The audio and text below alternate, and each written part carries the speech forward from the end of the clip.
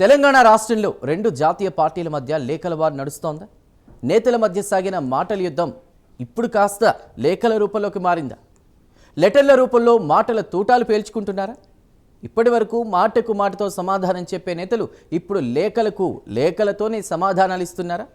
తెలంగాణ రాజకీయాల్లో లేఖల అస్త్రం అనేది ఇప్పుడు ట్రెండ్గా మారిందా? ఇంతకీ ఈ లెటర్ల పంచాయతీ ఏంటి? ఆ వివరాలు ఇప్పుడు చూద్దాం.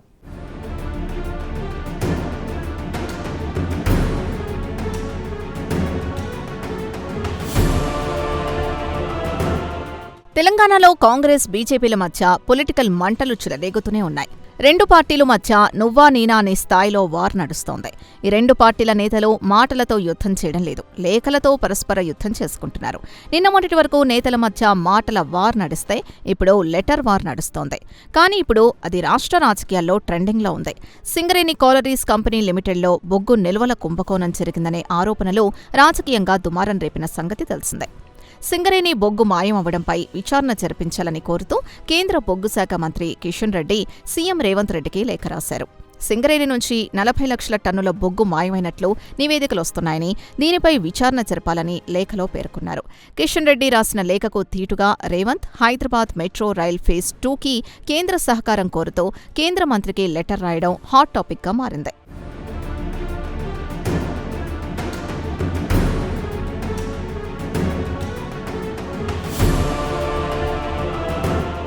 ఇదిలా ఉంటే కిషన్ రెడ్డికి రేవంత్ రెడ్డి లేఖ రాయడంతో దానికి తీటుగా బీజేపీ చీఫ్ రామచంద్రరావు కాంగ్రెస్ హామీలపై రాహుల్ గాంధీ అపాయింట్మెంట్ ఇప్పించాలని కోరుతూ సీఎంకి లెటర్ రాశారు.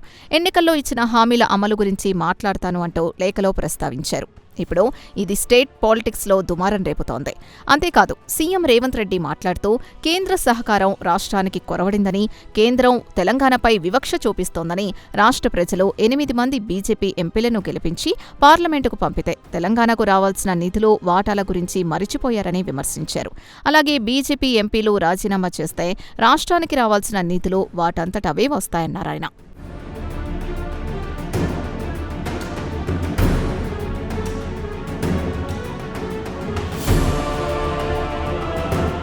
తెలంగాణ అభివృద్ధికి కేంద్ర మంత్రుల్ని సహకరించాలని కేంద్రాన్ని కోరుతూ వస్తుంటాయి. తాను వెళ్లిన వెంటనే కిషన్ రెడ్డి వెళ్లి రాష్ట్రానికి సహకరించకూడదని మంత్రులకు ఆయన చెబుతున్నారని రేవంత్ ఆరోపించారు. తెలంగాణకు ఏం రాకుండా కిషన్ రెడ్డి అడ్డుకుంటున్నారని మండిపడ్డారు. కేంద్ర మంత్రిగా తెలంగాణ నుండి కిషన్ రెడ్డి ఉన్నారు కాబట్టి రాష్ట్రానికి రావాల్సిన నిధుల గురించి ఆయన అడుగుతున్నాం. ఒకవేళ కిషన్ రెడ్డి ప్లేస్లో ఈటెల ఉన్నా ఆయన్ను కూడా అడిగేవాళ్లం అని చెప్పుకొచ్చారు. అలాగే రాష్ట్రంలో మెట్రో రైల్ ఫేజ్ 2కి కేంద్ర ప్రభుత్వ సహకారం అందించడం కోసం కేంద్ర రైల్వే శాఖ మంత్రి అశ్విని వైష్ణవ్తో అపాయింట్మెంట్ కల్పించాలని కోరుతూ ఇటీవల కిషన్ రెడ్డికి రేవంత్ లేఖ రాశారు. నేనొక్కడే కాదు, కిషన్ రెడ్డితో కలిసి వెళ్తానని చెప్పుకొచ్చారు. దానికి స్పందించిన కేంద్ర మంత్రి సీఎంను కేంద్ర రైల్వే శాఖ మంత్రి అశ్విని వైష్ణవ్తో కల్పించారు. అనంతరం అంతా సానుకూలంగా స్పందించారని రేవంత్ రెడ్డి చెప్పుకొచ్చారు.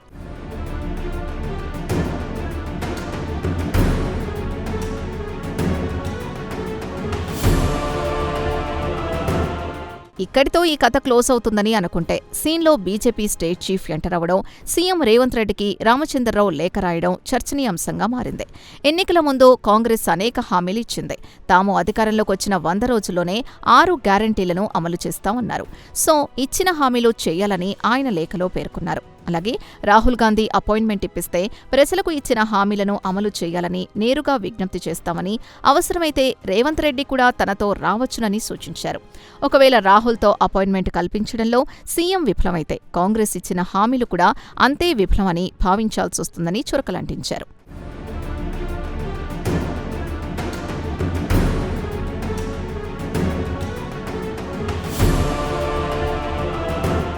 అటు నుంచి కౌంటర్లు ఎంత స్పీడ్గా వచ్చాయో ఇటు నుంచి కూడా అంతే ఫాస్ట్గా రీకౌంటర్లొచ్చాయి.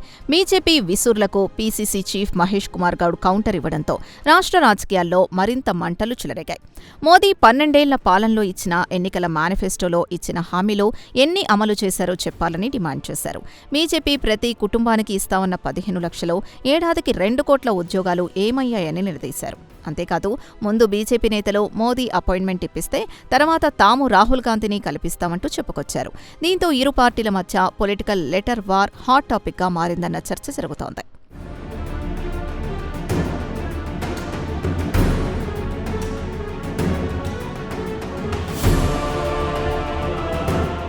మొత్తానికి మెట్రో ఫేజ్ 2 అంశంపై రేవంత్ రెడ్డి, కిషన్ రెడ్డికి కేంద్ర రైల్వే శాఖ మంత్రి అశ్విని వైష్ణవ్ అపాయింట్మెంట్ ఇప్పించాలని రాసిన లేఖకు ఫలితం దక్కింది.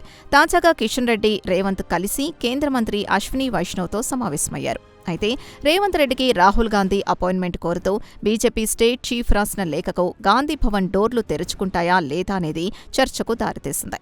ఓవరాల్గా రాష్ట్ర రాజకీయాల్లో లేఖల పర్వం ఆసక్తికరంగా మారింది. మరి ఈ లెటర్ వార్లో ఎలాంటి ట్విస్టులుంటాయో వేచి చూడాలి.